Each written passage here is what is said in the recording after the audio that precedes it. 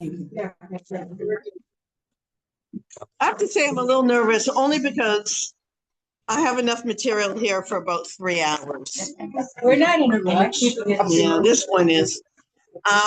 There's so many things to talk about with Tu B'Shvat. And we heard a little bit about Tu B'Shvat last week from Shana. And I'll tell you what I'm not going to talk about first. I'm not going to talk about how it's a day to dream. How it's a day to, like, when you see nothing going on, you know, whatever example you want to get, you know, like most of us are past it, but some of us, like, have been through times in our lives where another negative pregnancy test and another negative, like the word shlili just went out of my, like I couldn't stand it anymore, you know, and then, but you don't give up hope. You don't give hope. You dream and another shidduch and another shidduch. And how come it's not going, whether it's for you or for your children? It seems bare, it seems naked, it seems dead, but that's not what's going on. There's things going on. Harder. There you go. It seems like there's nothing going on when you look at the trees now, but it's a day of potential. It's a day of dreaming. So Alana was into this for a while about, like, everybody should have like a Colbert about your dreams. But Kitsur, like, don't stop dreaming.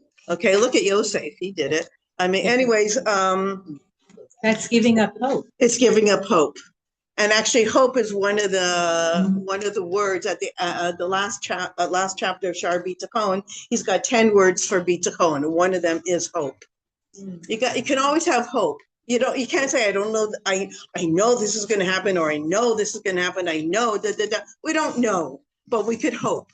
So this is definitely the day of hope. It's also a day of judgment. It's a judgment for the trees.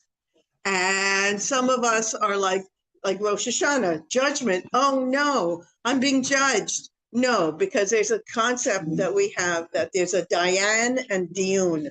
I kept asking my husband, am I saying it right? Dayan and Diyun. Yeah. There's a judge and there's judgment. And that makes us feel good. You know, it's like a kid does not want to, like, do something wrong and then say, oh, it's okay that you smacked your little sister on the head. No, he knows he shouldn't have done that. See, I knows I said he. No, there's a judge and a judgment. We want things to go beseder. We want things to be. So today is the trees are being judged for the year. Now keep this in mind, okay? Because this is going to knock your socks off. And I'll tell you something else that's going to knock your socks off. In the Mishnah, well, the people are wearing stockings. It might be a little bit more complicated. Wait, Elisheva's got her socks rolled down. Yeah. I'll tell you, one time I was actually in Elisheva's house. I'm sorry to tell you this, Elisheva. Yeah, I know. I was folding laundry at Elisheva's house. Now, in Elisheva's house, most of her children, like 4 or 5 of her children, when you would pull out a leg, like from a sock, the other one came with it. It's called stockings. It's such a pleasure. Boys have a sock and a sock, and you have to put them together. Yes, it comes together. It's like an amazing thing. After that, I said, that's it, you guys. You're all wearing stockings. I'm not doing this anymore. It's not a fryer. Anyway, so in the Mishnah, when it talks about the Rosh Hashanah, we have the Rosh Hashanah of the trees and of the, hold on, I say it wrong. We have the Rosh Hashanah of kings, of anyone, what else is in that Mishnah? There are 4 of them. No? Right. 4 of them. Of animals. And the year. The year, I think, is on over years. Anyway, we did learn this together. We did. But the thing that's really interesting is that it says they're all in plural except for the tree. Rosh Hashanah Ilan. So which Ilan is that? Do. Well, there's different opinions, yeah?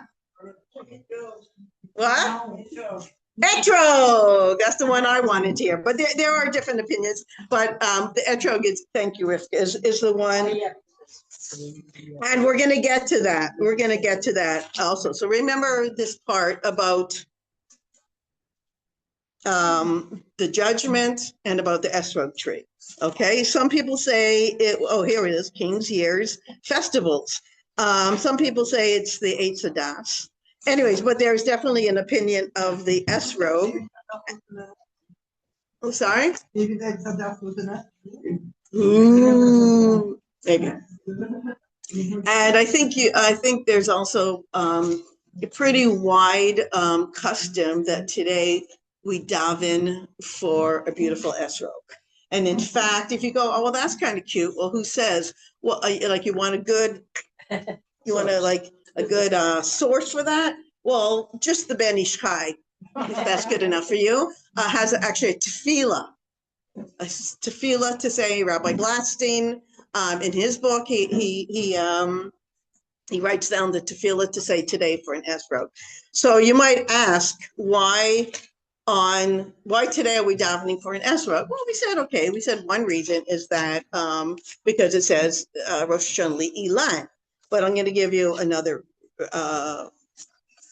reason. Just a few things that I got from Rabbi YY is that this idea of potential. Okay, so he said, good old Einstein spoke only when he was 4 years old. Can you imagine his parents before that? Can you imagine, like, if you had a kid and he wasn't speaking, he was, and he didn't read until. I think he's okay.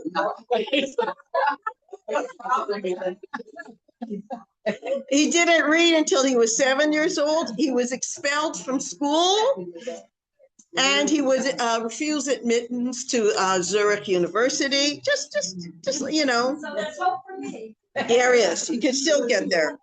Then Louis Pasteur ranked 15 out of 22 in his class. Wow.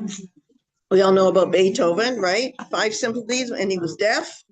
And Dr. Daniel Levitan, who is a neurologist, he said you need 10,000 hours of practice to become a master in anything.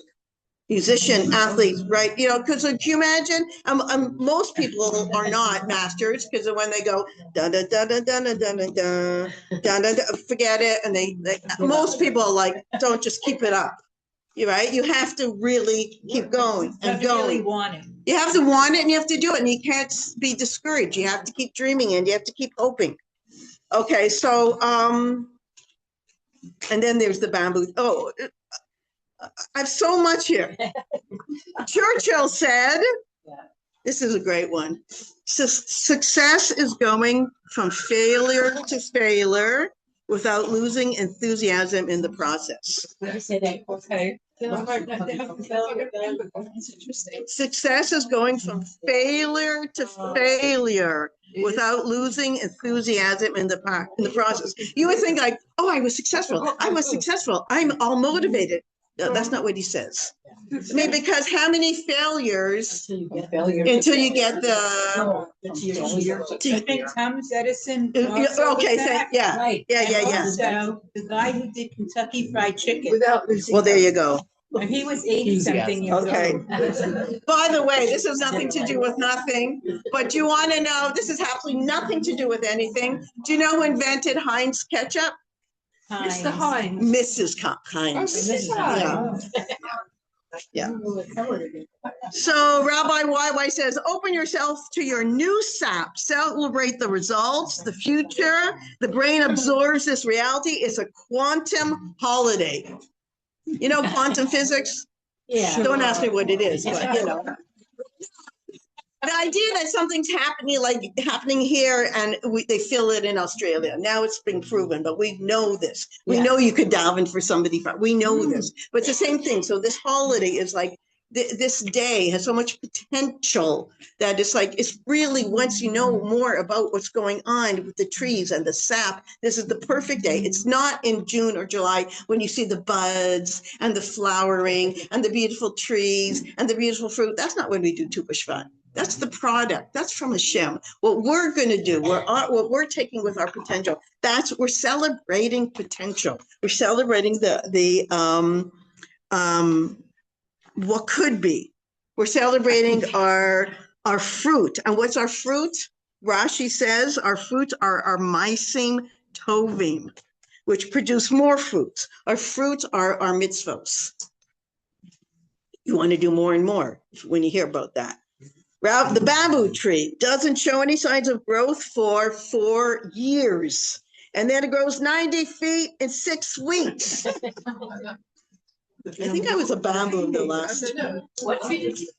Bamboo. Oh, bamboo. What's it been doing for the 4 years? What's it been doing for 4 years? It's been making deep roots. Wow. Okay. Just think of last week of the women. We all love this. It's probably everybody's favorite thing in the Torah is about how the women brought with them their kalim. You know, remember that first time you heard this word where somebody said, how did they know? How did Miriam, the women, how did they have in their suitcase? You know, they're packing up and their husband's like, let's go. Don't forget the computer. No, whatever. That's some of our husbands would say. I don't know who, but I've heard that. But when she said, I got my tambourine, he's like, what? Just, okay, whatever. Just pack it and you know, and then it's like, well, which camel had the tambourine? Because they also brought lots of camels but they knew exactly. The little girl said, Ima, remember you put it in the first tambourine because you said in the first camel because you said we're going to need it right away. That's called hoping. That's called dreaming. It's not silly. It's exactly how we do this. Okay, so now I'm going to start this year. That was the introduction. Judy's getting nervous already. I know, but I actually asked Judy, I said, why did you ask me to speak? And she said, because Perek Shira. Some people know that I have a passion for Perek Shira. And Perek Shira, I didn't choose Perek Shira. Perek Shira chose me, and I'm not joking. I have to fix it. This little Perek Shira I found in my teak, and I have no idea where I got it from. This is a true story. I have no idea where I got it from. I saw it, so I read it once, and since then I've been learning it and teaching it and saying it and whatever. It was like Hashem saying, go on to this. And it's fun Torah. We have a good time with it. We have a class every Tuesday in my house, and it's willing to Joyce. So so Judy said, why don't you speak about what the trees say? So I'm like, okay, whatever. We'll see if we can connect it. Boy, can you connect it. Okay.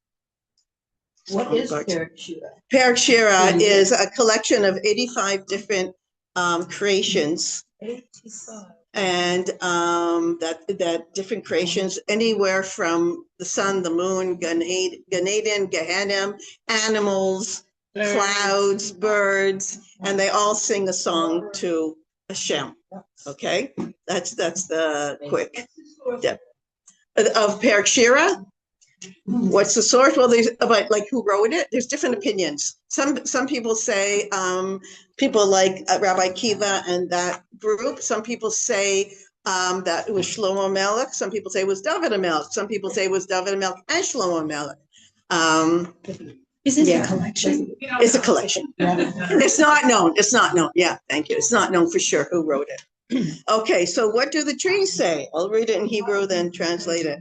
Ilano Basadeh Omrim, the trees of the field say, Az Yiranu Atzei Yar Lifnei Hashem, Kiva Lishpot Esa Aretz. The trees will then, the trees of the forest will then rejoice before Hashem because they're coming to judge the earth. I'm like, I couldn't believe it when I saw this, that the trees, the song of the trees is about judging. We kept talking about judging. So it's like, oh, okay. So we have this idea of this judging, right? So first of all, let's just talk about a little bit about what trees are used for which mitzvos. Anyone? What? Okay, hold on to that. Exactly. Hold on, but just a second. The Mishkan, even beforehand. Right. But trees, you might like. Right. We're gonna get to that too. Right. Yeah. Right. And they're used for the paraduma. There's the wood that's been burned from a hyssop. Is it hyssop or hyssop? Hyssop, ezov, the ezov tree. Okay, and the purifying waters for the Matzorah, and also last week, the week before, a few weeks ago, we put the hyssop On in the blood into the blood, yeah. doorpost. So okay, so we have okay. Hashem put that tree in and made the. Yeah, the hardwood, right. Thank you. Yeah. Sorry.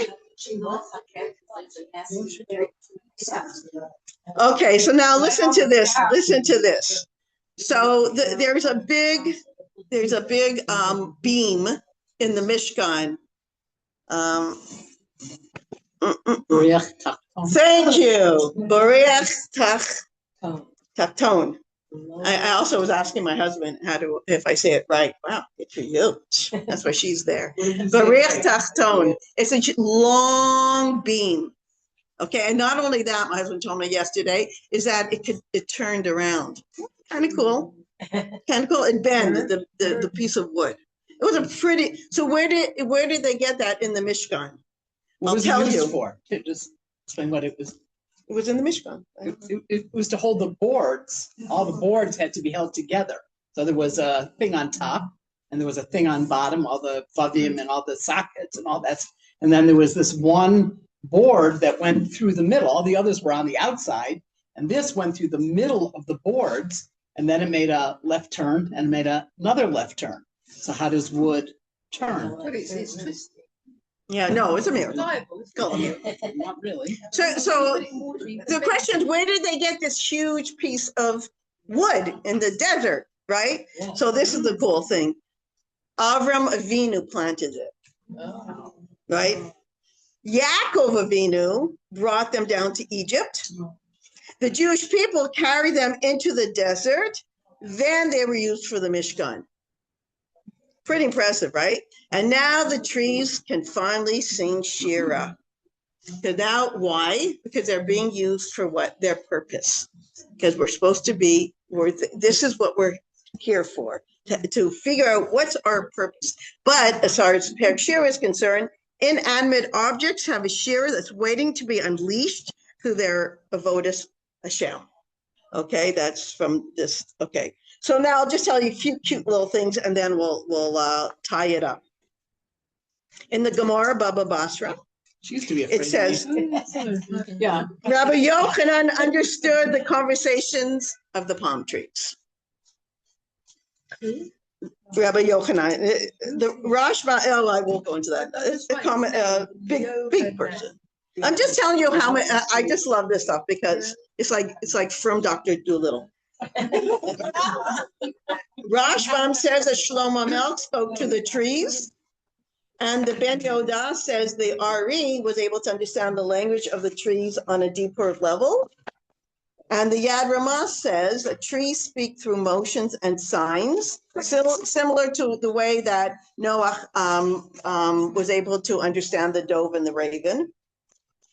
And the Rashba says that Avram Kozbi knew how to decipher the song of the trees from the sound of their rustling in the wind. So you see how we have all this. Okay, so now we talked about that. This is the end. We talked about how it's the day of judgment and that we like being judged. And we talked about that maybe it could be that it's the day of. So you like being judged? We like being judged. Why? Because we like, no.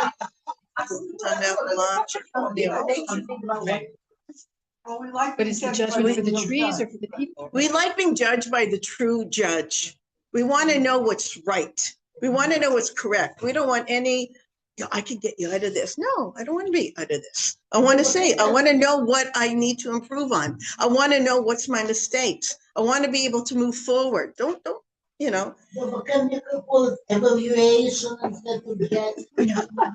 You're not American. Why would you say that? Americans are something. Okay, so listen to this. So I really, there's a trap door over here that if Judy presses a button, I'm out. Okay, so we have Rosh Hashanah and we have Yom Kippur, right? After the Seres Yemei Tshuva, what's the first thing we all do? What do we all do after that? Back to what? Build a sukkah. We build a sukkah, we buy the arba minim. What are we so happy about?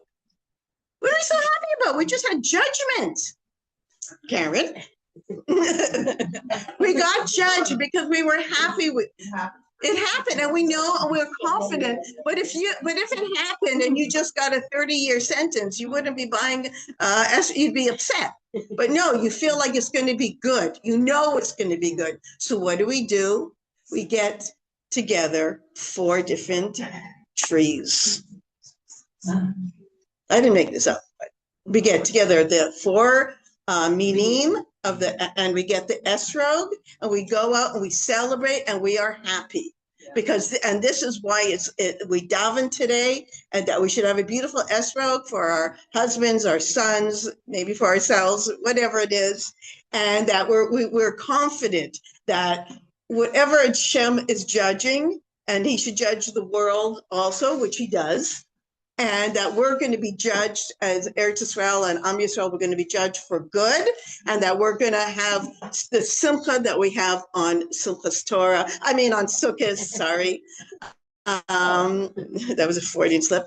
That of Sukkot, where we get the 4 meaning together, all the trees come together. We put all of them together with the esrog, so we can believe that this is what's going to happen. We're going to have only good things. Now, just one more thing. What was 2 weeks ago? What's in 2 weeks from now? What's in 2 weeks after that? What's in 2 weeks after that? What's 2 weeks after that? Now, I want to tell you something, ladies. I heard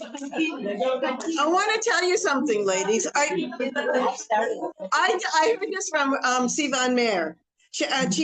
And basically she said from Rosh Chodesh Shvat until Pesach, there's no time to be bored.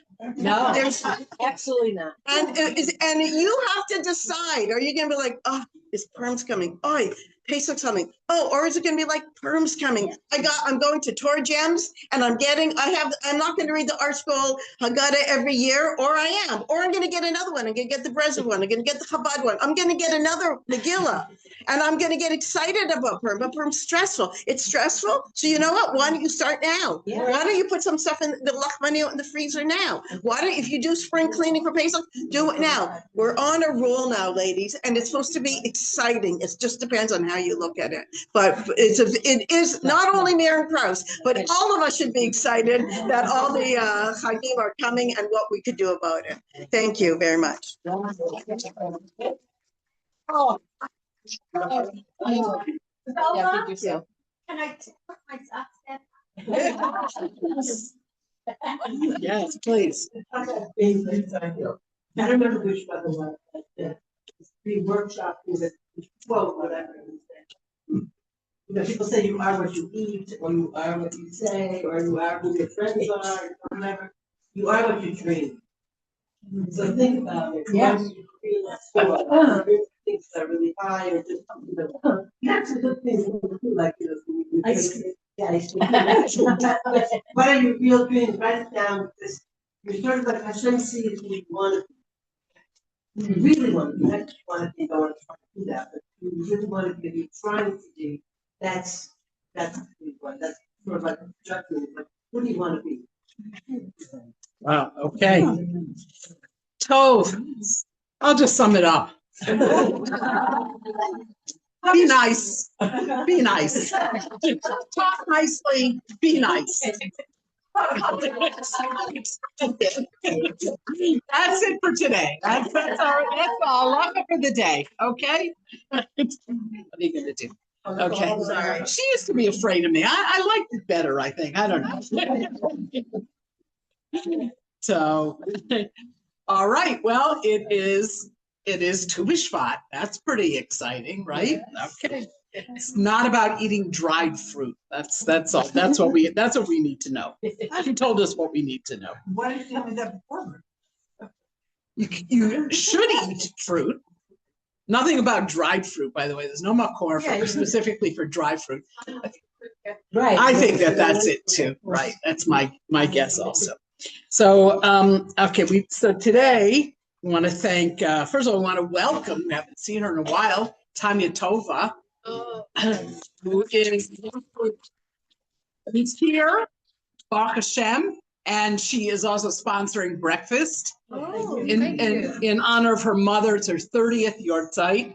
Her mother is Rosa Bat Mendel, and she should, I don't know, she should have a Aliyah Neshama. Do you want to say a few little things about your mother? Okay.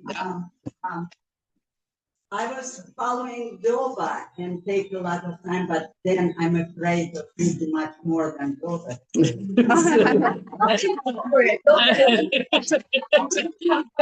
So I'm not gonna do it. I'm gonna just tell you, I'm gonna pass those two pictures just for fun. One of my mother, one is me and my younger sister, Hava Shalom, and you can look at it. We found, when my brother passed away, we found a letter written by my mother to the newspaper with the hope to be published.